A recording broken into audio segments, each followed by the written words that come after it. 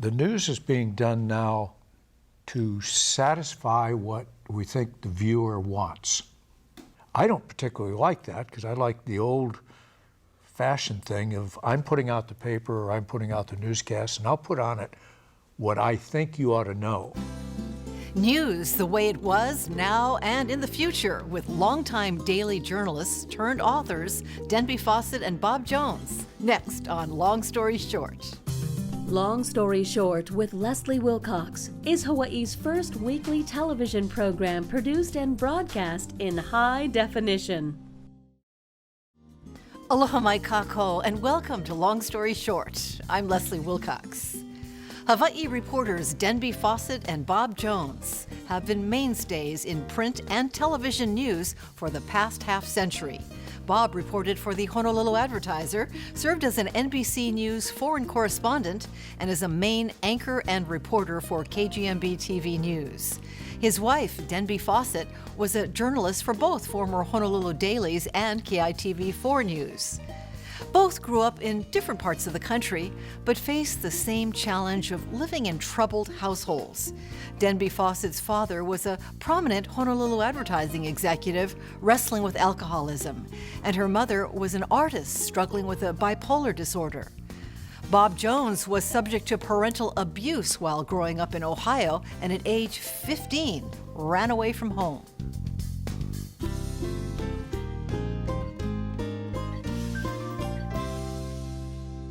I never had a nice growing up period like a teenager would, because I went to school during the day, I had to do my homework, and I had to work every night. So I had two jobs. I was a grocery store bagger, and I was a Western Union messenger boy on a bike. I would work till midnight, and then I have to go to school in the morning. And I'm very grateful always to a detective in Clearwater, Florida, who's now dead.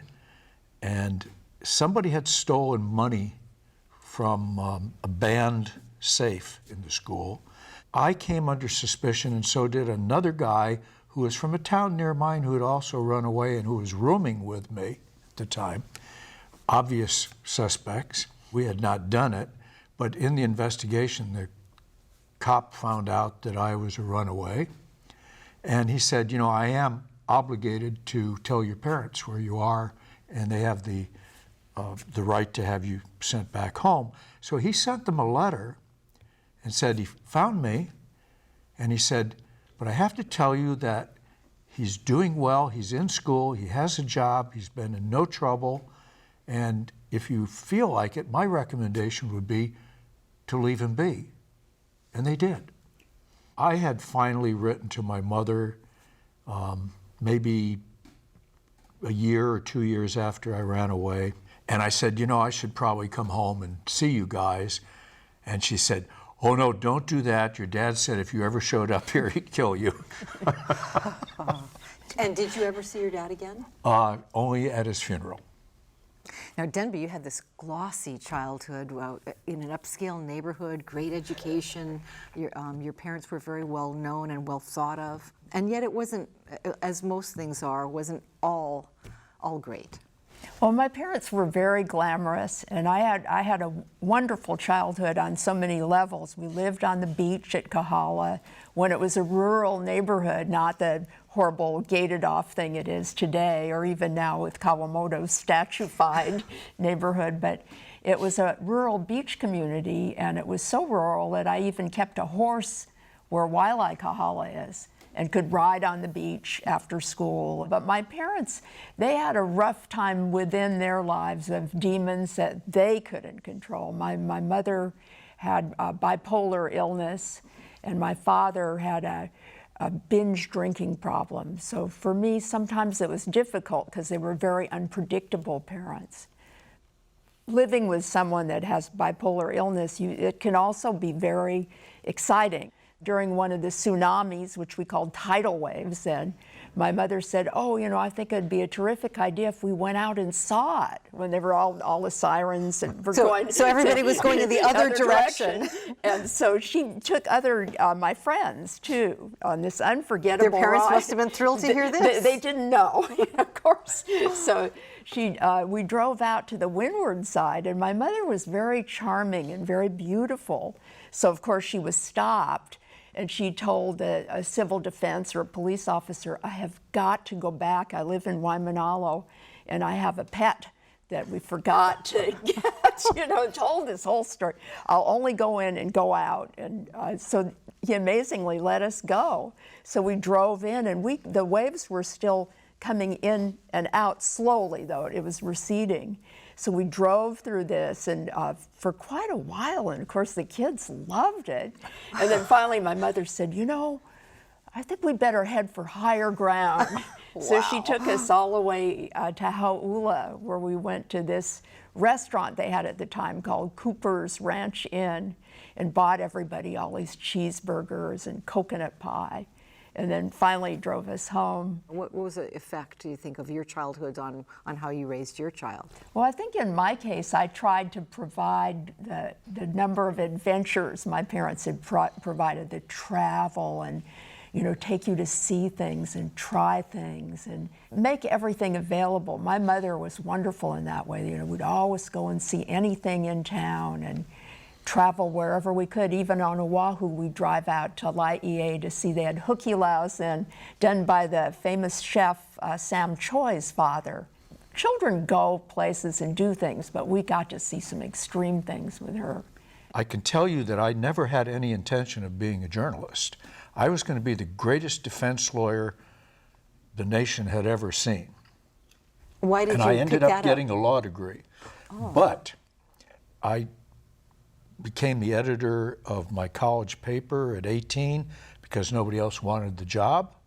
And then I got a job as a copy boy at the local paper in St. Petersburg, Florida, and I loved it. And I said, boy, this is a great life. I was still going to college. They offered me a part-time job as a police reporter at night. And those days you had to take your own photos too. So we had the old 4x5 speed graphic camera with the big flash. The police let you walk right into the crime scene with them. They didn't have the CSI stuff and the tape. No and more everything. yellow tape. No, somebody was murdered or committed suicide or whatever in their house. Me as the police reporter, I walk right in with the first guys responding.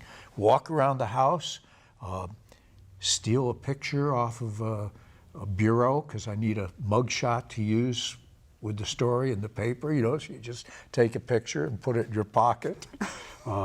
Those were very different days. Wide open days. I kind of went to journalism almost accidentally because I did it when I was in high school. I wrote a teen column for the Star Bulletin. And I had an office in my bedroom. I had a typewriter and my own phone, and would call about parties and get every name accurate. And then I didn't do any journalism in college. I majored in Spanish.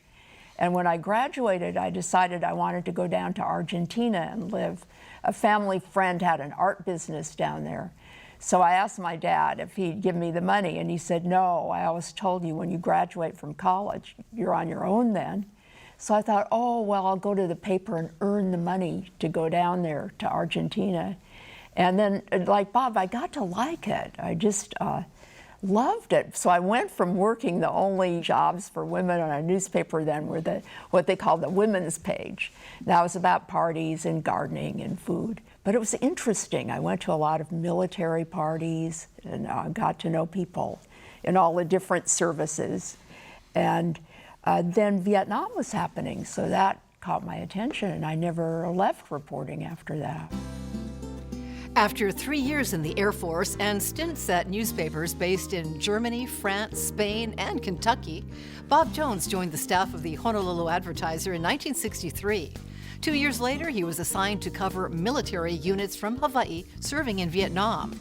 He later landed the coveted spot as a foreign correspondent for NBC News, reporting from the battle zones of Nigeria, Vietnam, and Laos in the late 1960s and early 1970s.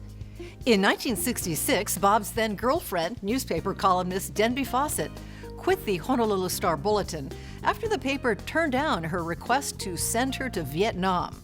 The rival paper stepped in when the Honolulu Advertiser's managing editor, Buck Buckwhack, offered Denby the assignment as one of the few female journalists to cover the conflict.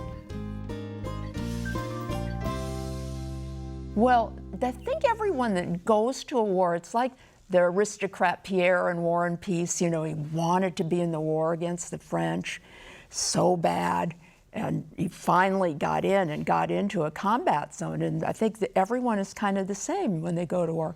When people first start shooting, oh, it's very exciting, you know, and he was like, oh, and then Pierre says, oh, they are shooting at me, who my mother loves so much. And it's that realization that you're just a number. You're going to probably be killed, or very likely, and then it is very terrifying to everyone that is in a war. You have to remember about age, too.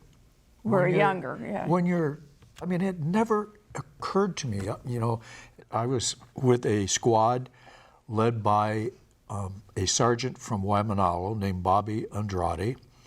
So that's why I was covering them. We stopped in the jungle to put a map on the ground to see which way we would go next, and 7 of us gathered around the map. And a mortar shell hit the map, and it killed the other 6 people. It put some holes in me that healed up reasonably quickly. But the sad thing was that the Army claimed at the time that it was a Viet Cong attack. Bobby Andrade had rallied the troops after the mortar hit and repulsed this attack. Well, there was no attack. Bobby Andrade was killed instantly. That was all made up. They gave him a Bronze or Silver Star for heroism, posthumously, and then admitted later on it was our own people that fired a short round. Even after I recovered and went back out in the field, I still didn't think about it very much. It was something that happened, and it probably won't happen again. And it could have happened the next day that I stepped out in the field. But it's your age and your inability to see your mortality. So I feel bad because I did a really poor job of covering that war. Because I was young and caught up in the excitement of it, that I ran around covering everybody shooting at each other. I thought it was very exciting and really good videotape and good print copy. But I was never doing anything about what's really going on in this war and why are we there and what do people think about us. I couldn't speak Vietnamese, so I never talked to a villager to say, you know, what's going on in your life while all this fighting's going on in your village. So it took me forever. I think it was until my last tour, I was with NBC News then, and I started to say, wait a minute, there's a political side to this. There's a civil war going on. There's people with mixed feelings about this. And why are we all here? And how do the people feel about us being practically an occupation army in their country? I just didn't do any of that, and I should have. If you were trying to do some serious stories, like political stories, what's going on, why is the president of Vietnam changing every 2 years, replaced by some other military general, et cetera, does this war mean anything? You would get what we called a rocket. We still had telex in those days, and New York would send us things saying, why no bang bang? Because they wanted exciting film and video to put on the air for viewers. I figured that is the game that everybody plays, and I better learn to play it. Denby was one of the first women reporters to go to the war, but I don't think that women covered the war much differently than men, at least not in the beginning. You didn't see people as, you know, with men, it's, oh, I want to be in combat zone. I think with women, you've got a lot of different kinds of stories because women would talk to you, Vietnamese women. There were women there, other women, not reporters, to interview that you could talk to. I did a lot of stories in the Mekong Delta with Vietnamese, and I'd take interpreters and go, and I once lived with a lotus farmer for a week. And that was a very interesting experience because he was living between the Viet Cong and the Americans. So people would come each night and take of the Viet Cong side and want money or food from him. And then he would have to be nice to the Americans too, to watch someone walking a line like that. But then I was interested to go and see what it would be like to be with combat units, because I had read a lot about war when I was young. My parents liked Abraham Lincoln, so we had like shelves of books on the Civil War. In Vietnam, you could go anywhere you wanted because it wasn't officially a war. So there was no censorship and there was no monitoring of the reporters, none of this embedded stuff. And you could go with any combat unit you wanted to as long as the commander would allow you to be with this unit. And that was where my trouble came when I first started reporting, because people would say, no, if you died, it would be very horrible. Oh. Not like if a man reporter died. Poor little lady, we don't want you getting hurt, No, right? but it would be bad. They felt it would be very bad for them if a woman under their care of their unit died. Or one man even said, no, you remind me of my daughter, if you go out. But the Marines said, we'll take you. I was about giving up, and they're in the worst part of the war, the hardest. Marines, they're your front line, your shock troops, and they're up in the border between North and South Vietnam. And so when I went up there, I just thought, they'll never say. But I just kept asking, and they said, sure, come out now. Wow. So I didn't even have boots. I had to borrow some from someone, and landed in a helicopter they were taking out. Were the experiences you took from the war, the ones that are the most meaningful to you, did they happen on the battleground or in the towns? What were they? I think probably in combat, because you're so bonded with the people that you're with, and just the closeness and the courage you see of people have, and the kindness to each other under very bad circumstances, because that's about as intense as it will ever be. I missed the war. I really did. And I missed it so much because Tet fighting came along. I was reading about it. I said, oh my God, this is fantastic stuff going on, and I'm not there. And I went back in '72. I rejoined NBC News for another tour. But I think when I got there, the war had changed. Mm-hmm. The North Vietnamese were in the country big time with really big weapons, long-range artillery, tanks, and I got into 2 really bad scrapes, and I said, it's not the old war, the old guerrilla war, go walk around in the field, probably not going to get shot at. You are going to get shot at because they can see you from 30 miles away and fire long-range artillery at you. I got into some really, really bad stuff, and I said, I'm scared. I think that tour cured my love of war. I mean, I would not want to go to Afghanistan or something.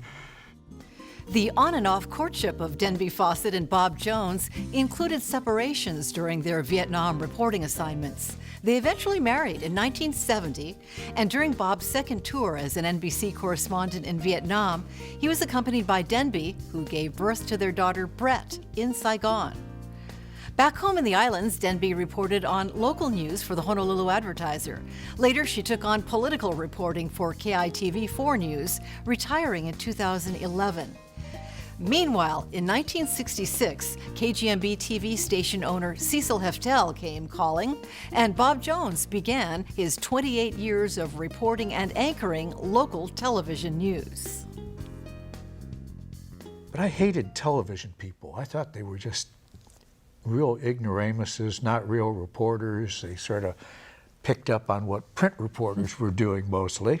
I was in Saigon and I get this letter or telegram from Heftel saying, if you will come to work for me, I will pay you twice whatever you're making now.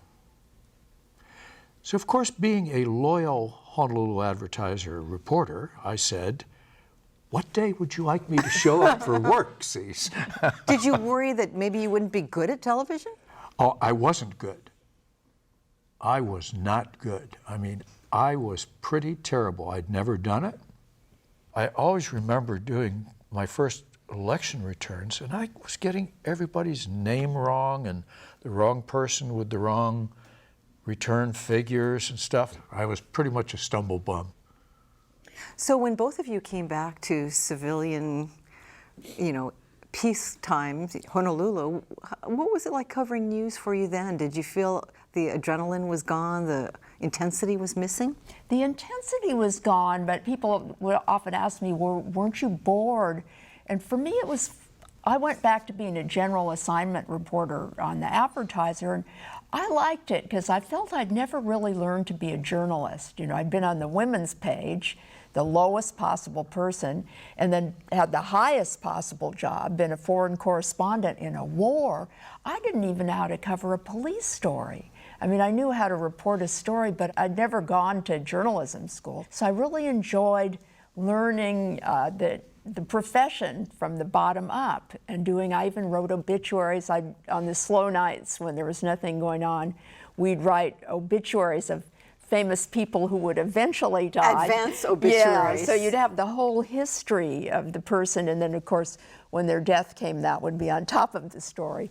But I love the history of these people and their lives and who they were, and so I found it very engaging. What kind of natural attributes and then gained skills do you need to really go in there and make a difference in terms of what you report? I think the main thing is curiosity. Once I want to find something out, I can't think of a particular story, I just don't give up. If someone says no, I'll call someone else, and if they say no, I'll call someone else, and just keep going till you can get it. Just that you have an obligation to do this, since you do have this privilege and this opportunity to get information to people that want it but have no way of getting to it. Maybe one other thing. When I went to work for the Overseas Weekly in Frankfurt, Germany, the editor said to me before he hired me, "Do you have a need to be liked?" And I said, "Absolutely not." And he said, "Good, because a lot of people are not going to like you in the military," because we were covering military stories. And I think that is extremely important. If you're worried about how people are going to think of you, or if somebody's going to say to your face, "I hate you," then you're in the wrong business.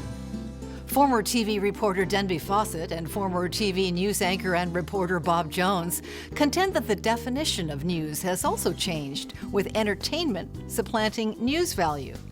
The internet has also become a prime source of news, competing with newspapers and broadcasting. Local TV news stations also are operating with reduced staffs and more airtime to fill.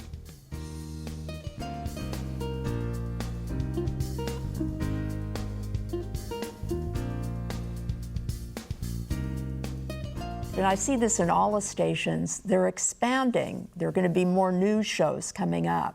More hours of news, you mean? More hours. But not and expanding different staff But so they're not much. expanding the staff. So that's where you get into the dangerous part of you have these huge blocks of time to fill, but people who are already stretched as far as they can stretch, because it's also changed too. Your job isn't just going out doing a couple of TV news stories. You have to feed the web, and then you have to feed the social media to promote your story. So it's just constant. I think that's going to be the problem, and that's where you run into trouble with journalism. We were mentioning the UH provides the stations with already edited news clips about the wonderful things that the university is doing, which are now being run by television news departments. Without explanation that these were from... I think they explain, but They put a little logo at the bottom. There's a logo, but the problem is you don't get 2 points of view. You'll have the point of view of the university, which often in news there's an opposing view. Well, does the anchor say, here's what the University of Hawaii wants you to know? No. Yeah. And it's a filling time. You see more weather, more traffic, more celebrity orientation, more free ads on TV, where things that we wouldn't do stories on before become news stories, but they're actually just providing free advertising.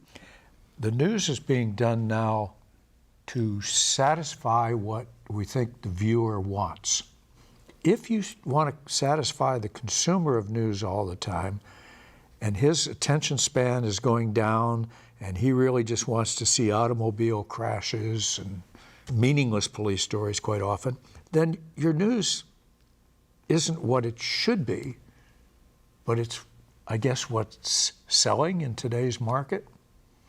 I don't particularly like that, because I like the old-fashioned thing of I'm putting out the paper or I'm putting out the newscast, and I'll put on it what I think you ought to know. You hear a story on TV, it may be shallow and superficial and just lame, but if you're interested, then you can go online and you can go as deep as you want. And before, I remember having to go, when I was researching my stories, down to I'd call a research librarian at the main library and ask her to help me get a newspaper article. And now you just, the tap of your finger, and you can get so much information, and you can verify it with the original source, because the sources are there. Like the Civil Beat does terrific stories here that other people aren't taking the time to do, and some of the blogs, because it is our responsibility. I mean, we never got all our news from TV or papers. Bob Jones wrote an autobiography titled Reporter in 2012. Denby Fawcett has also been busy writing after contributing a chapter about her Vietnam reporting experience to the book War Torn. Denby left reporting to devote more time to her writing projects and to seek new adventures. At the time of this conversation in 2013, she was training for an 18-day trek with her daughter Brett to the 18,000-foot elevation of Mount Everest's base camp. Bob also is a frequent world traveler, but he and steep hikes don't get along. He continues to write a column for the midweek publication. Thank you, journalists Denby Fawcett and Bob Jones, for sharing your long story short. And thank you for watching and supporting PBS Hawaii. I'm Leslie Wilcox. Ahui ho. Till next time. Aloha. For audio and written transcripts of this program and all episodes of Long Story Short with Leslie Wilcox, visit pbshawaii.org. But sometimes I miss the excitement of the newsroom, and I miss the camaraderie where you come back, because I have exciting things happen to me, but I don't have a little gang of friends. Being in a newsroom is like being in a little clubhouse when you're a kid. Everyone has an exciting story to tell, and you're in your own society, so I miss that sometimes. I never missed it. You never did. You were the boss. I never missed it a day after I left, and I think the reason is that kind of tension that would be inside me every day. Do we have enough stuff to fill the newscast? Is the stuff going to get done on time? Are there going to be technical problems? I always felt very aggravated inside. Now I don't have to worry about that.